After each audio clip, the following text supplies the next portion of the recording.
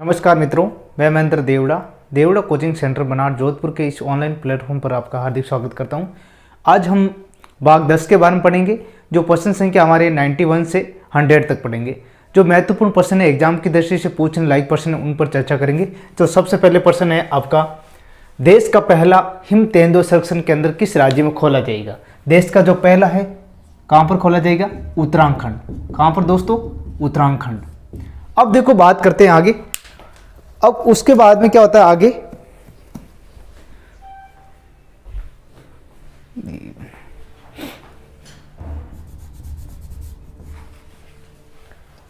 नमस्कार मित्रों, मैं महेंद्र देवड़ा कोचिंग सेंटर बनार जोधपुर के इस ऑनलाइन प्लेटफॉर्म पर आपका हार्दिक स्वागत करता हूं। आज हम भाग 10 के बारे में पढ़ेंगे, प्रश्न संख्या 91 से 100 तक। तो उसमें महत्वपूर्ण प्रश्न कौन कौन से देखो कि देश का पहला हिम तेंदुआ संरक्षण केंद्र किस राज्य में खोला जाएगा? अब राज्य की बात करते हैं, उत्तराखंड। कहाँ पर दोस्तों? उत्तराखंड।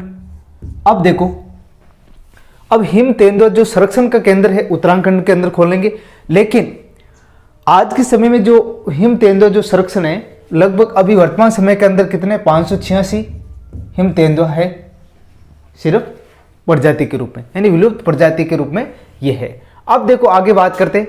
31 जुलाई 2020 को आंध्र प्रदेश के राज्यपाल विश्वभूषण हरिश्चंद्रन ने आंध्र प्रदेश की 3 राजधानियों से संबंधित विधेयक को मंजूरी प्रदान की।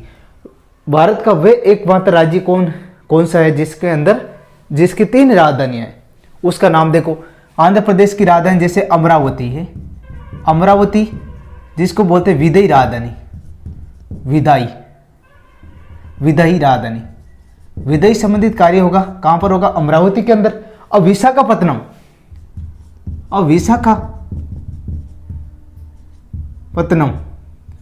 विशाखापत्तनम में क्या होगा? कार्यकारी कार्य, यानी कार्यकारी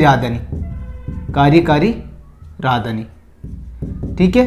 अब देखो उसके बाद में कुर्नूल, अगला है पॉइंट, तीसरे नंबर आपकी राजधानी होगी कुर्नूल। और ये राजधानी कौन सी होगी? न्यायिक राजधानी। इस प्रकार इंडिया का जो पहला राज्य ये होगा आंध्र प्रदेश, इसकी 3 राजधानियां होगी।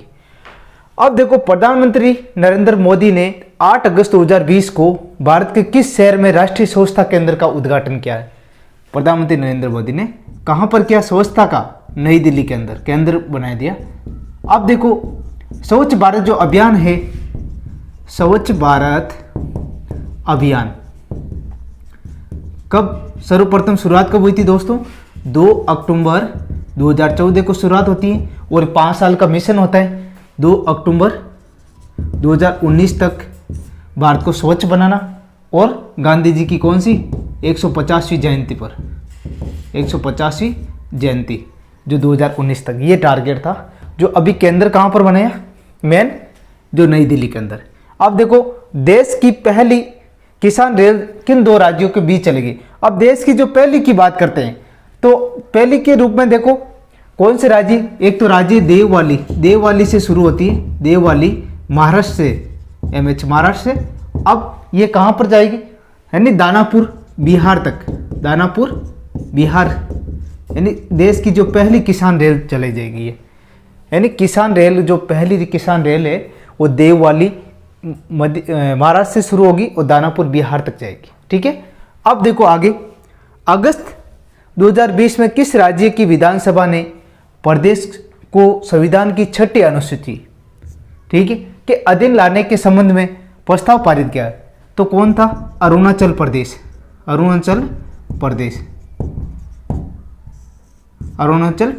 6ठी अनुसूची के अनुसार उन्होंने अनुसूची के संबंध में जो प्रस्ताव पारित किया गया था वो कौन सा था? अरुणाचल प्रदेश। अगस्त 2020 में नीति आयोग द्वारा जारी निर्यात तत्परता सूचकांक EPI में किस राज्य को प्रथम स्थान दिया गया? EPI। अब देखो इसमें ध्यान रखना, NITI, एक तो नीति आयोग की फुल फॉर्म क्या है? नेशनल इंस्टीट्यूशन फॉर ट्रांसफॉर्मिंग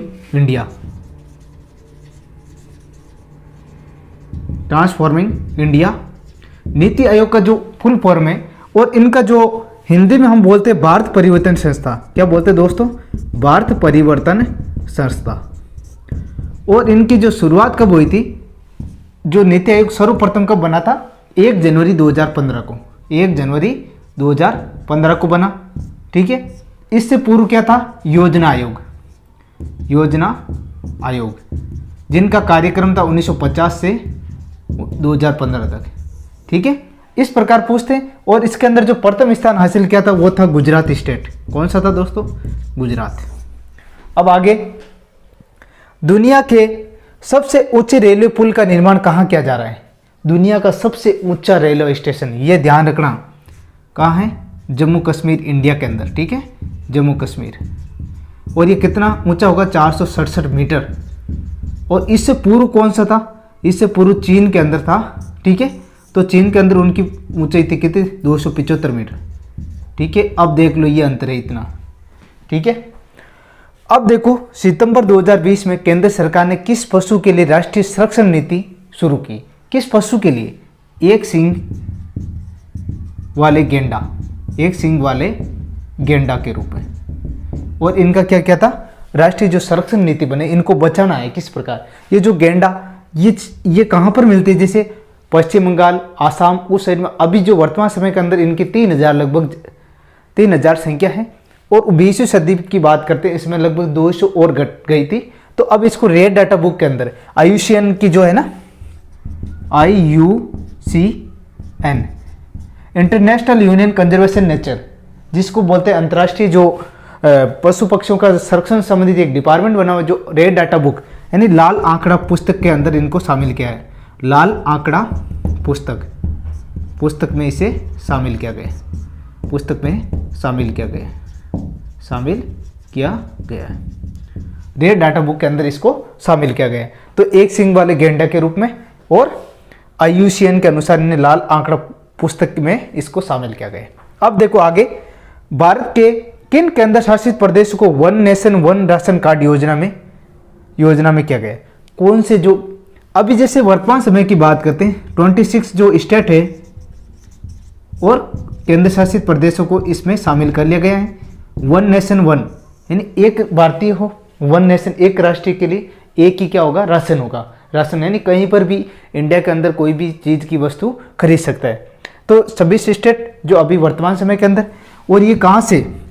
अब देखो को one nation one ration card जो योजना है किन केंद्र शासित प्रदेशों के अंदर? केंद्र शासित की बात करते हैं, लद्दाख और लक्षद्वीप के अंदर इनको शामिल किया गया है।